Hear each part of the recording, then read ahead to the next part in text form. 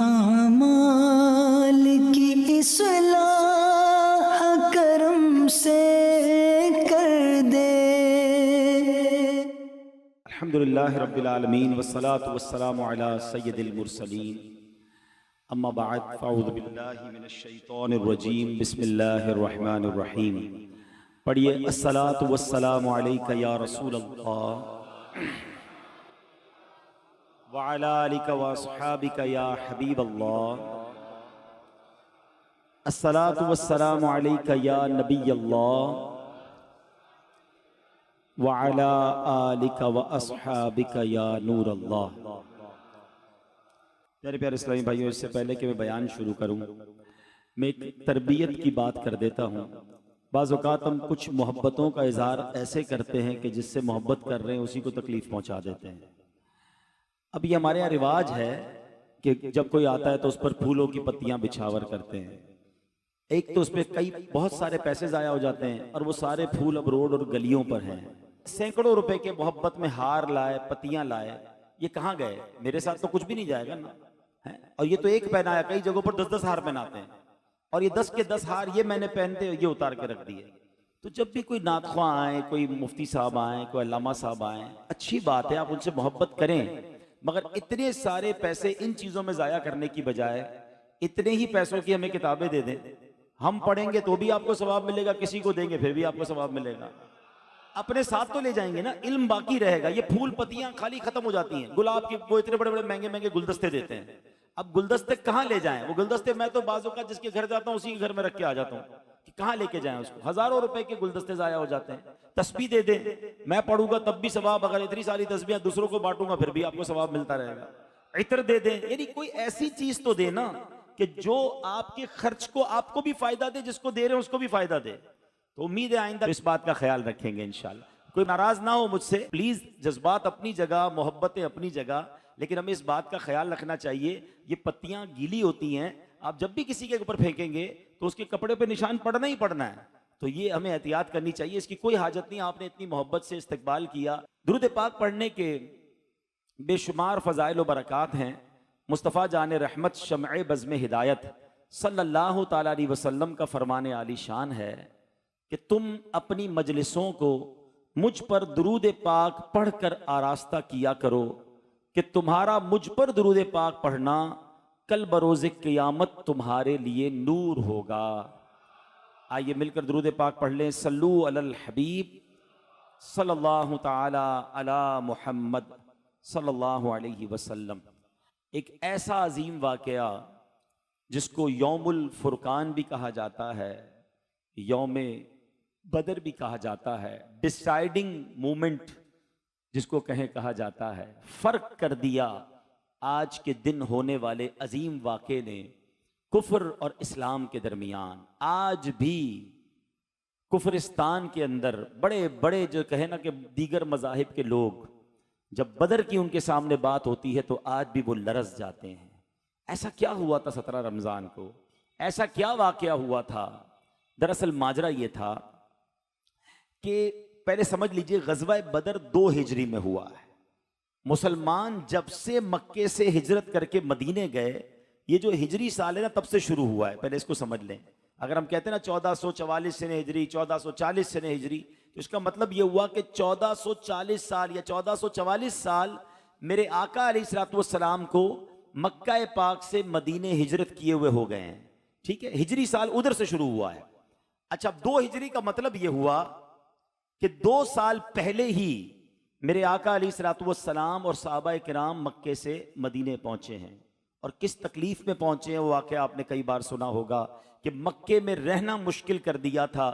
نبی پاک نے 53 سال جس شہر میں گزارے تھے اب وہاں سے نکالا جا رہا تھا، اور صحابہ کرام دکھی دل کے ساتھ اپنی پراپرٹیز چھوڑ کر، اپنی فیملیز چھوڑ کر، اپنا کاروبار چھوڑ کر مدینے چلے گئے، ایمپٹی ہینڈڈ گئے تھے۔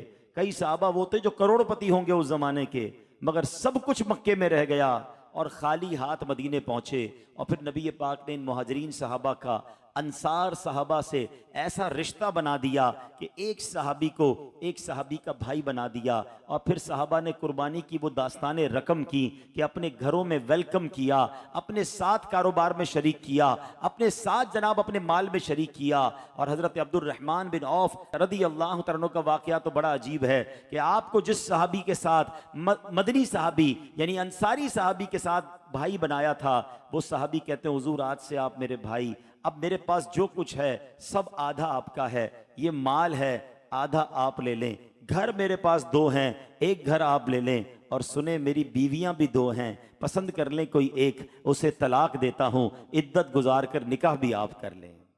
ایسی قربانی کی داستان کہاں رقم ہوئی ہے؟ مگر حضرت عبد الرحمن بن عوف کی خودداری دیکھو، یہ بھی سیکھنا ہے، قربانی بھی سیکھو اور پھر خودداری بھی سیکھو۔ حضرت عبد الرحمن بن عوف نے آفر قبول نہیں کی کہ چلو مہربانی ایک گھر بھی دے دو، آدھے پیسے بھی دے دو، ایک زوجہ بھی دے دو، نہیں، آپ فرماتے ہیں مجھے کچھ نہیں چاہیے، میں کاروباری آدمی ہوں، میں نے بڑے پیسے کمائے ہوئے مکے میں، مجھے بتاؤ بازار کدھر ہے، راستہ بتا دو، باقی کاروبار کرنا مجھے آتا ہے۔ اور پھر اللہ نے اتنی ترقی دی کہ آپ امیر ترین صحابہ میں سے پہنچ گئے۔ یہاں یہ بھی سیکھنا ہے، کوئی آفر کرے تو ہر آفر ماننے والی نہیں ہوتی ہے۔ کسی کا احسان کیوں اٹھائیں، کسی کو حالات کیوں بتائیں، تمہیں سے مانگیں گے تم ہی دو گے، تمہارے در سے ہی لو لگی ہے، میرا ہم اللہ رسول سے مانگیں، کسی اور سے کیوں ہاتھ پھیلائیں؟ تو دنیا والوں کے آگے ہاتھ نہ پھیلایا کرو، یہ مانگنے والا ہاتھ جو ہے اس سے بہتر دینے والا ہاتھ ہے۔ اللہ سے ہمیشہ دعا کرو کہ اللہ ہمیشہ مجھے دینے والا بنانا، کبھی مانگنے والا نہ بنانا۔ ہمارے اسلاف مانگنے کو اپنے لیے انگارہ سمجھتے تھے، بھلے بھوکے رہ جائیں مگر ہاتھ نہ پھیلائیں، تو اللہ کرے کہ یہ خودداری ہمیں بھی نصیب ہو جائے۔ آج بہت سارے لوگ جو ہیں اس خودداری کی چادر کو اتار کر لوگوں کے سامنے ہاتھ پھیلانے چلے جاتے ہیں۔ ایک بات میری یاد رکھیے گا، جو ہاتھ مانگنے والا بنتا ہے نا، ہم نے دیکھا پھر وہ مانگنے والا ہی رہ جاتا ہے۔ ہاں، مانگنے والا ہاتھ مت بڑھانا، مانگنا ہے نا مانگو اللہ سے، مانگو اللہ کے نبی کی بارگاہ میں عرض کرو کہ یا اللہ اپنے نبی کے واسطے مجھے عطا کر دے، رو رو کے اللہ کی بارگاہ میں مانگو نا، جس نے سارے جہان کو دینا ہے اس سے مانگو۔ تم بندوں سے مانگتے ہو، میں تمہیں خالق سے مانگنے کا بتا رہا ہوں، ہیں جس نے ہر دینے والے کو دیا، ارے اس سے مانگو نا۔ دنیا والے پتہ ہے کیسے ہیں؟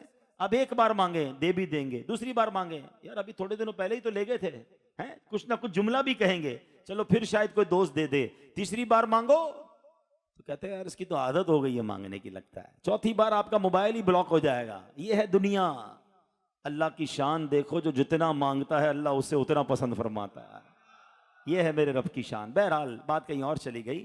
تو ہجری تھی 2، ابھی سیٹل بھی نہیں ہوئے تھے مسلمان، ہیں ابھی تو دوسرا ہی سال تھا۔ آل ٹوگیدر مسلمانوں کی تعداد کتنی تھی؟ 313 کے قریب مرد تھے، یعنی یوں سمجھ لیں کہ ٹوٹل مسلمان 600 ہوں گے، کچھ خواتین مدینے میں ہوں گی، باقی مسلمان اتنے ہی تھے۔ مکے والوں نے سوچا ایک بار ہی حملہ کر کے اسلام کا نام ہی ختم کر دو، ایسا کرو کہ بچے ہی کوئی نہ اللہ کا نام لینے والا۔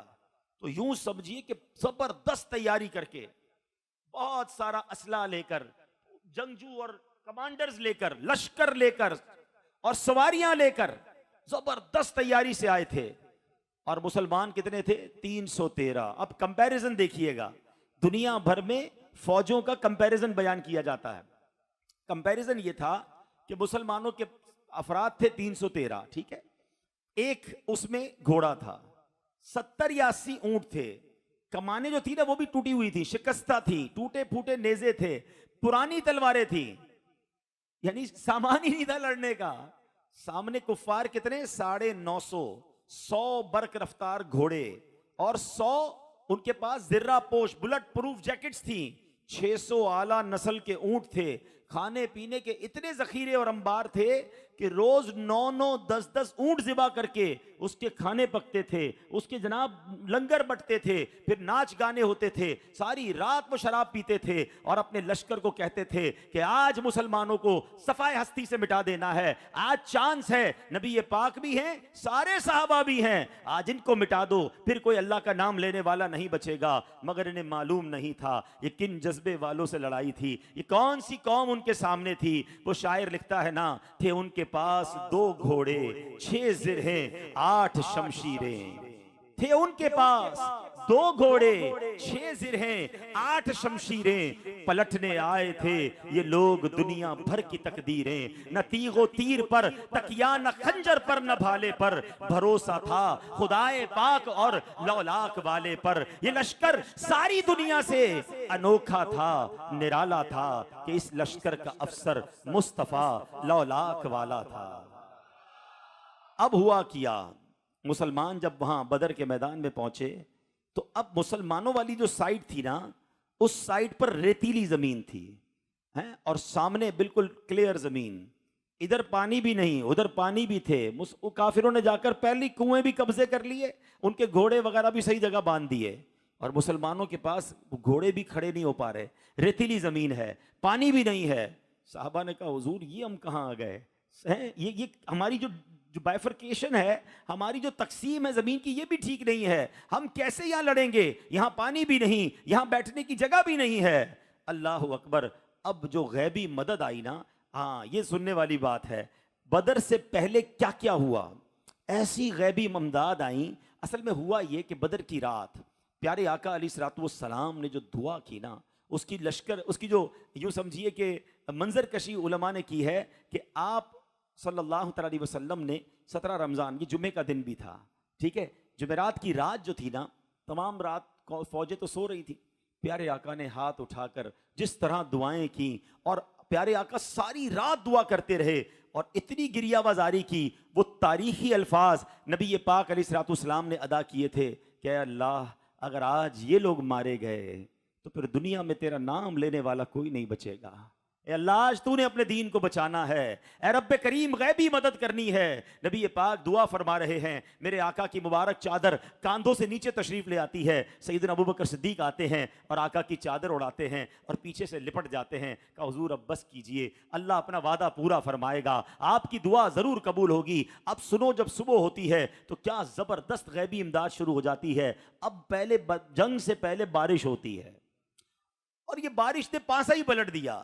اب جو ریتیلی زمین تھی نا، وہ ہو گئی سالڈ زمین، پانی پڑ جائے تو وہ نارمل ہو گئی، اور انہوں نے پاٹس بنا لیے، صحابہ کرام نے پانی بھی بھر لیا، تو یہاں کنویں بھی ہو گئے۔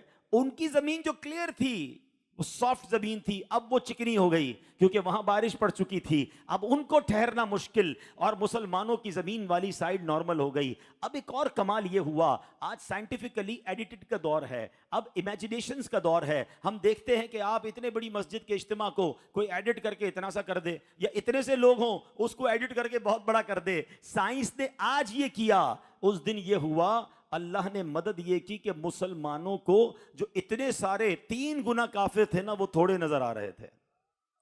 اب بدبئی سامنے تھوڑے ہوں، آپ 100 آدمی ہوں سامنے 20 ہوں، آپ تو بولے نا اب تو خیر ہی نہیں، اب تو چھوڑیں گے ہی نہیں ہیں۔ اب یہ تھے 313، ان کو یہ سامنے والے اللہ نے تھوڑے دکھائے، یہ اللہ کی شان دیکھیں قدرتی۔ اور ان کو اب وہ 950 تھے، مسلمان 313 تھے، ان کو مسلمانوں کا لشکر بہت بڑا نظر آنے لگ گیا، ادھر خوف طاری ہو گیا، ادھر حوصلہ بڑھ گیا۔ اچھا پھر ایک اور کام یہ ہوا، یہ سب باتیں قرآن میں موجود ہیں۔ اچھا اب ایک اور کام یہ ہوا، کبھی بھی پاسبل ہی نہیں ہے، کبھی جنگ کے موقع پہ کسی کو نیند آتی ہے؟ آج کل دنیا میں ایک بڑی فینومینا چلتا ہے، کبھی اس کی ٹرائی بھی کیا کرو، الحمدللہ میری تو عادت ہے، پاور نیپ جس کو کہتے ہیں۔ پاور نیپ کیا ہے؟ چھوٹی سی نیند، ہاں آدھے گھنٹے کی، 20 منٹ کی، اگر آپ نیند کرنے کے عادی ہو جائے نا کسی بڑے کام سے پہلے، کہیں آپ نے پروگرام میں جانا ہے، اجتماع میں جانا ہے، جیسے ماشاءاللہ کئی لوگ ہیں تراویح سے پہلے 15-20 منٹ کی ہماری میمنی میں کہتے چھپکی لے لیتے ہیں، تو سیٹ ہو جاتے ہیں، وہ دوبارہ ریفریش ہو جاتے ہیں۔ یہ اللہ کی طرف سے ایک ایسا تحفہ ہے کہ اگر آپ کو اس کی پریکٹس ہو جائے تو اس چھوٹی سی نیند سے آپ عبادت کے لیے یا کسی بڑے کام کے لیے دوبارہ ریڈی ہو جاتے ہیں۔ چلو یہ نماز کے لیے تو پاسبل ہے، بیان کے لیے پاسبل ہے، لیکن سامنے دشمن کھڑا ہو تو یہ تو ممکن ہی نہیں ہے نا۔ دشمن تو دور کی بات ہے، ہماری صبح فلائٹ اور رات نیند نہیں آتی ہے، یا تو خوشی میں ہی نیند نہیں آتی، کئی بار سوچتے ساری رات سوؤں گا تاکہ جہاز میں آسانی رہے، اس رات نیند ہی نہیں آتی کیونکہ یار دماغ میں سوار ہوتا ہے صبح جانا ہے۔ لیکن یہاں لشکر سامنے کھڑا ہے، ہاتھ میں تلواریں ہیں، اتنے سارے گھوڑے ہیں، اور اللہ کریم نے تمام مسلمانوں پر نیند طاری کر دی، سارا لشکر سو گیا فار فیو منٹس، چند سیکنڈز کے لیے ہوا یہ۔ لیکن کتابوں میں مفسرین نے لکھا جب آنکھیں کھلیں تو سارے تازہ دم ہو چکے تھے۔ Everybody now ready to fight. سارے جنگ کے لیے تیار تھے. وہ تھکے ہوئے یہ فریش ہو گئے. ان کو کم نظر آ رہے ہیں, ان کو زیادہ نظر آ رہے ہیں. بارش نے زمین مضبوط کر دی. اور سبحان اللہ, جذبے کا عالم کیسا تھا, عشق رسول کی اس غزوے میں داستانیں کیسی تھیں. میرے آقا علیہ الصلوۃ والسلام جو ہیں, اب جنگ کی تیاری ہو رہی ہے. آپ نے صفیں درست فرمائیں. جب صفیں درست فرمائیں تو حضرت سواد انصاری رضی اللہ تعالیٰ عنہ کا مبارک پیٹ جو ہے تھوڑا سا صف سے آگے نکلا ہوا تھا. نبی پاک نے ان کے پیٹ پر اپنی چھڑی لگائی اور کہا, اے سواد سیدھے کھڑے ہو جاؤ تاکہ سب سیدھی ہو جائے. اب حضرت سواد نے, غزوے کا موقع ہے, اتنا زبردست اتحاد اور اتفاق چل رہا ہے, آپ نے کہا حضور آپ نے میرے پیٹ پہ چھڑی لگائی ہے, مجھے اس کا بدلہ لینا ہے. سارے صحابہ حیران ہیں کہ یہ کیا بات کر رہے ہو نبی پاک سے. مگر کونین کے والی کی عاجزی دیکھیں. نبی پاک علیہ الصلوۃ والسلام نے کہا, اے سواد میرا پیٹ حاضر ہے, چھڑی اٹھاؤ اور اپنا بدلہ لے لو. ہاں تو کہتے ہیں کہ حضور آپ میرے پیٹ پر جب آپ نے چھڑی لگائی تھی نا, میرا کرتا نہیں تھا, پیٹ تھا, آپ بھی اپنا کرتا اوپر کیجئے. نبی پاک نے بھی اپنا کرتا اوپر کیا. کئی صحابہ حیران ہیں, سامنے دشمن کھڑے ہیں, صفیں بنی ہوئی ہیں, یہ سواد کو کیا ہو گیا ہے. نبی پاک کی شان دیکھو کہ اگر کوئی بدلہ لینا چاہتا, نبی پاک اپنا کرتا مبارک اوپر اٹھا رہے ہیں. مگر قربان جائیے, حضرت سواد دوڑتے ہوئے آئے اور نبی پاک کے جسم مبارک سے لپٹ گئے, آپ کو چومنے لگے, اپنا جسم آپ کے جسم سے لگایا. کہا حضور معاف کر دیجئے, کوئی بدلہ نہیں لینا تھا, میں سمجھ رہا ہوں آج غزوہ ہے, آج لڑائی ہے, ہو سکتا ہے میرا آخری وقت آ گیا ہو, میں چاہتا ہوں حضور دنیا سے جانے سے پہلے میرا جسم آپ کے جسم سے چھو جائے تاکہ مجھے جہنم کی آگ نہ جلائے, میری مغفرت کا سامان ہو جائے. اللہ اکبر. صحابہ کا عشق دیکھیں اور نبی پاک کی عاجزی دیکھیں. پیارے آقا علیہ الصلوۃ والسلام نے جب یہ جذبہ دیکھا, حضرت سواد کو بڑی بڑی دعاؤں سے نوازا. بہرحال میرے پیارے اسلامی بھائیوں, اب کیا ہوا کہ اب نبی پاک علیہ الصلوۃ والسلام نے اس رات جب یہ غزوہ ہونا تھا نا, تو پیارے آقا علیہ الصلوۃ والسلام نے اپنے صحابہ کے ساتھ بدر کے میدان میں لکیریں کھینچنا شروع کی. کسی نے عرض کی حضور یہ کیا کر رہے ہیں؟ تو آپ نے فرمایا کہ فلاں کافر یہاں مرے گا, فلاں کافر کی لاش یہاں ملے گی, ابو جہل یہاں مرے گا, فلاں یہاں مرے. اب نام لیتے رہے اور لکیریں کھینچتے رہے. اللہ اکبر. راوی لکھتے ہیں جب دوسرے دن ان کی لاشیں تلاش کی گئیں, ایگزیکٹلی اس لکیر پر جہاں نبی نے جس کافر کا نام لیا تھا وہیں اس کی لاش ملتی ہے. کہ جنگ بدر کا نقشہ حضور جانتے ہیں, جو ہو چکا ہے جو ہوگا حضور جانتے ہیں. اللہ اکبر. اب میرے پیارے اسلامی بھائیوں, غزوے میں ہوا کیا, امداد تو آ گئی, غیبی امداد آئی کہ جناب صحابہ اکرام جو ہیں وہ فریش بھی ہو چکے ہیں. کفار کو صحابہ زیادہ نظر آ رہے ہیں, صحابہ کو کفار تھوڑے نظر آ رہے ہیں. مگر اس کے بعد ایک اور عظیم مدد, کیونکہ یہ یوم الفرقان تھا, یہ اسلام اور کفر کا مارکا تھا, یہ ڈیسائیڈنگ ڈے تھا. اب جب لڑائی ہوتی ہے, صحابہ کہتے ہم تلوار اٹھاتے, ہمیں اوپر سے آواز آتی کہ کوئی چابک چلا رہا ہے اور ہم سے پہلے ہی کافر کا سر اڑ کر گر جاتا. دوسرے کے ساتھ ایسا ہوتا. حضور کے پاس آئے, حضور معاملہ کیا ہے, سمجھ نہیں آ رہا, ہم لڑائی کرنے جاتے ہیں, تلوار اٹھاتے ہیں, اس سے پہلے کہ تلوار اس کی گردن پر پہنچے پہلے ہی کافر کا سر اڑ جاتا ہے. نبی پاک نے فرمایا کہ اللہ نے فرشتوں کی فوج کے ذریعے مدد فرمائی ہے. اے میرے صحابہ, یہ تیسرے آسمان سے مدد آئی ہے. پہلے 1000 فرشتے آئے, پھر 3000 فرشتے, اور فرمایا پھر 5000 فرشتوں کے ذریعے مسلمانوں کی مدد کی گئی. اللہ اکبر. یہ وہ مارکا ہے جس میں مسلمانوں کا ساتھ, صحابہ کا ساتھ جو ہے وہ فرشتوں نے دیا, اور ایسی اللہ نے فتح نصیب کی. اتنا خوف طاری ہو گیا. بڑے بڑے جرنیل تھے, بڑے بڑے سپہ سالار تھے, ان کی فوج کے بڑے بڑے بہادر تھے, مگر وہ کانپنے لگ گئے کہ یہ کون ہے جو ہمیں مار رہا ہے, نظر نہیں آ رہا ہمارا دشمن, اور جناب ہماری قوم تتر بتر ہو رہی ہے. بہرحال وہ اس طرح غم زدہ اور خوف زدہ ہو کر بھاگے. 70 کفار مارے گئے اور کئی گرفتار ہوئے. ان کا ساز و سامان بھی مسلمانوں کو ملا. مگر اس غزوے میں 14 صحابہ, بدری صحابہ بھی شہید ہوئے. میرے پیارے اسلامی بھائیوں, یوں تو بہت سارے غزوے ہوئے, یوں تو بہت سارے واقعات ہوئے, مگر غزوہ بدر کی سبحان اللہ جو تاریخ ہے اور غزوہ بدر کی جو اہمیت ہے, صحابہ کرام کی کیٹیگریز حدیث بیان ہوتی ہیں, صحابہ کرام کے مرتبے بیان ہوتے ہیں. عشرہ مبشرہ کے بارے میں آپ نے سنا ہوگا, سب سے افضل خلفائے راشدین ہیں, پھر عشرہ مبشرہ ہیں, مگر اس کے بعد جو نام آتا ہے وہ بدری صحابہ کا نام آتا ہے کہ جو یہ 313 صحابہ ہیں, ان کا مقام بہت بڑا ہے. سبحان اللہ. نبی پاک نے اس کے بعد فرمایا کہ بدر میں جو لوگ موجود تھے, حدیث کا خلاصہ ہے, اب یہ جو چاہیں کریں اللہ ان سے مواخذہ نہیں فرمائے گا. یعنی ان کو جنت کی بشارت عطا فرمائی. اور ان کا مقام یہ تھا کہ جب بدری صحابہ میں سے کوئی صحابی صحابہ کے درمیان ہوتے اور کسی بات میں مشورہ کرنا ہوتا تو صحابہ کہتے یہ بدری صحابی موجود ہیں, ان سے مشورہ کرو, ان سے پوچھو, جو یہ جواب دیں گے ہم اس پر عمل کریں گے, ان کی برکتیں لوٹو. تو یہ صحابہ میں ایک الگ مقام بدری صحابہ کو ملا. اور سنیے, صرف صحابہ کو نہیں, علماء کہتے ہیں اللہ کے اربوں خربوں فرشتے ہیں, مگر جن 5000 کے قریب فرشتوں نے بدر کے میدان میں نبی پاک اور کی خدمت کی, صحابہ کی مدد کی, اللہ کریم نے ان 5000 فرشتوں کو بھی اسپیشل مقام عطا فرمایا ہے. فرشتے بھی الگ کر دیے گئے کہ یہ وہ فرشتے ہیں جنہوں نے محبوب پاک کی اور ان کے صحابہ کی بدر کے میدان میں مدد کی. تو بہرحال میرے پیارے اسلامی بھائیوں, یہ عجب واقعہ ہے. اور اس کے بعد اس دن سے جو اسلام کو عروج ملا, یہ ٹرننگ پوائنٹ تھا. اس وقت تک تو کفار سمجھتے تھے ان کی حیثیت ہی کوئی نہیں ہے, جب چائے مٹا دیں گے, تھوڑے ہی سے تو ہیں. مگر اس کے بعد اسلام رکا نہیں. اب ذرا میں تھوڑی سی, بچے بھی بیٹھے, نوجوان بھی بیٹھے, ایک کیلکولیشن دینا چاہتا ہوں. مسلمان مکے سے مدینے جب گئے تھے نا, 70-80 کے قریب مسلمان گئے تھے. کچھ مدینے میں مسلمان ہو گئے تھے. 2 ہجری ہوئی ہے, دوسرا سال ہے نا, 313 بدر میں ہے. کچھ خواتین مدینے میں ملا لیجئے, 600-700 لوگ ہو گئے. دماغ میں رکھیے گا بات, 2 ہجری کا مطلب کیا ہو گیا؟ پیارے آقا نے 40 سال کی عمر میں اعلان نبوت کیا ہے. 53 سال یعنی 13 سال تو پہلے مکے میں رہے نبی پاک, اور 2 سال اور پلس کر لو, 15 سال کی اسلام کی دعوت کے بعد لوگ کتنے مسلمان ہوئے؟ 600-700. ٹھیک ہے, یہ کون سی ہجری ہے؟ 2 ہجری. 3 ہجری میں غزوہ احد ہوتا ہے.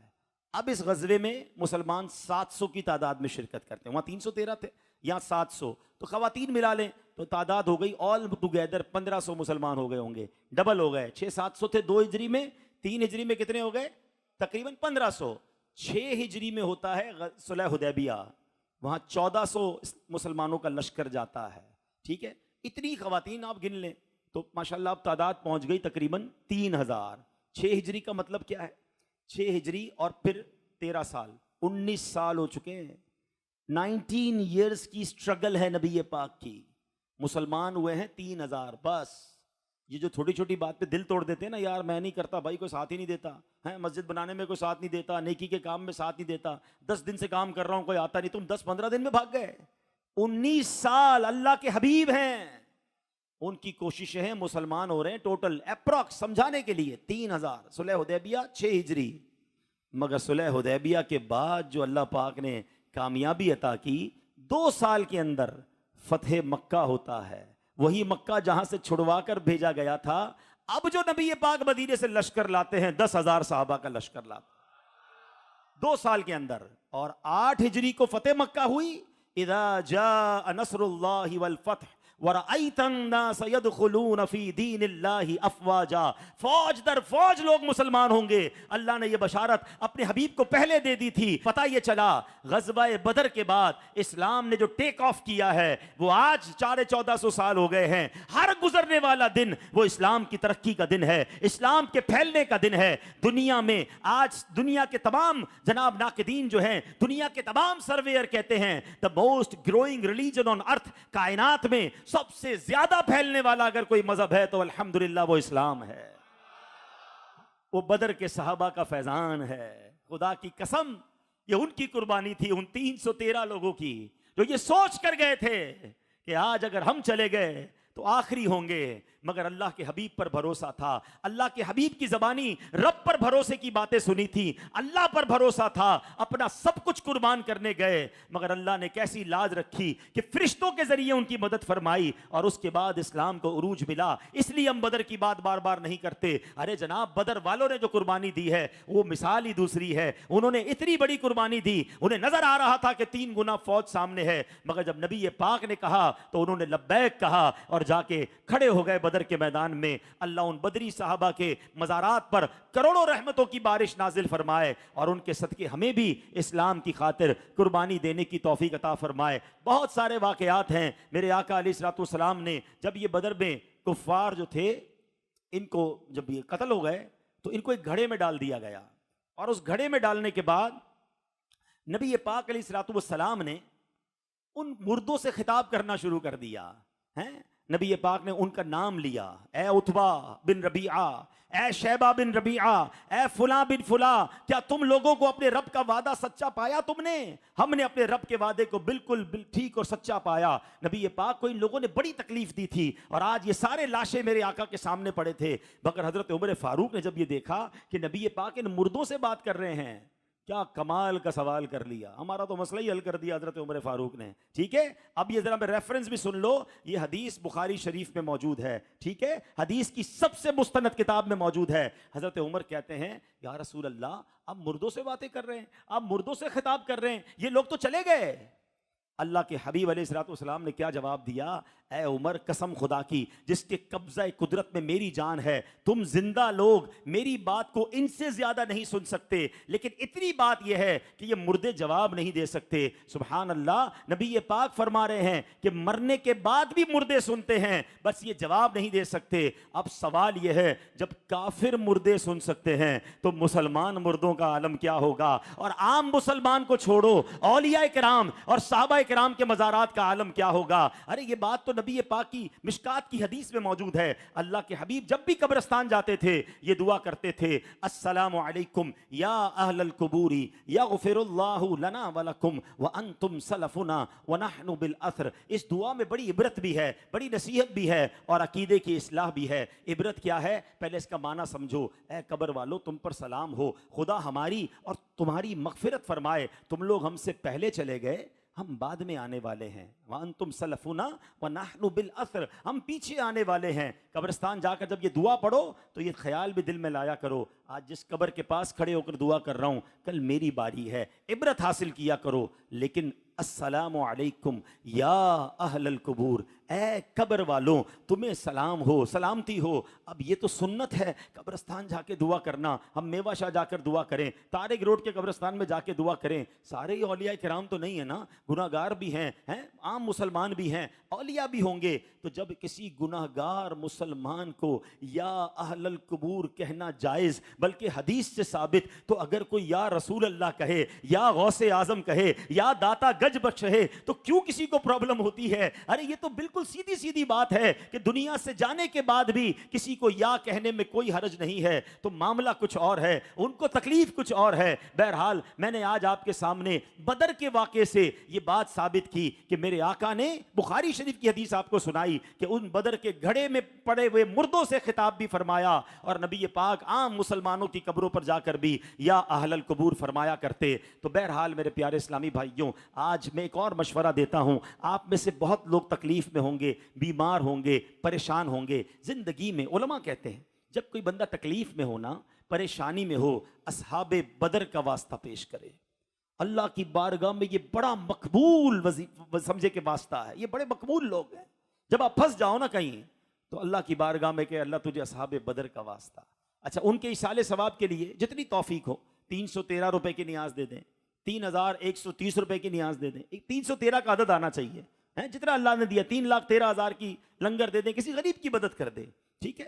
اور ایک اور طریقہ, ان کے نام کتابوں میں مل جاتے ہیں, جو صحیح پڑھ سکے نا 313 اصحاب بدر کے نام پہلے پڑھیں اور پھر اللہ کی بارگاہ میں دعا کریں. ہاں, یہ بڑا مجرب ہے. جب ان کے پورے نام پڑھ کر کوئی اللہ کی بارگاہ میں دعا کرتا ہے, اللہ کریم اس کی غیبی مدد فرماتا ہے. اللہ سے عرض کرنا, مولا ان بدر والوں کا واسطہ جن کی فرشتوں کے ذریعے تو نے مدد کی, اپنے اس بندے پر بھی غیبی مدد فرما دے, اپنے غیب کے خزانوں سے عطا فرما. وہ ضرور عطا فرمائے گا. تم بیمار ہو, پریشان ہو, مصیبت میں ہو, ضرور دعا کرنا. تو بہرحال میرے پیارے اسلامی بھائیوں, یہ بدر کا واقعہ ہم سب کو بہت کچھ سکھاتا ہے. میں اللہ سے دعا کرتا ہوں اللہ ہم سب کو اصحاب بدر کے صدقے ہماری مغفرت فرمائے، ہمیں بھی دین کی خاطر قربانی کا جذبہ عطا فرمائے، نبی پاک سے سچی محبت عطا فرمائے۔ وہ شاعر کہتے ہیں نا، کروں تیرے نام پہ جان فدا، نہ بس ایک جان دو جہاں فدا، دو جہاں سے بھی نہیں جی بھرا، کروں کیا کروڑوں جہاں نہیں۔ اللہ نبی پاک کے نام پر سب کچھ قربان کرنے کی توفیق عطا فرمائے۔ اللہ کریم آپ سب کو دنیا اور آخرت کی برکتیں عطا فرمائے۔ میرے اعمال کی اصلاح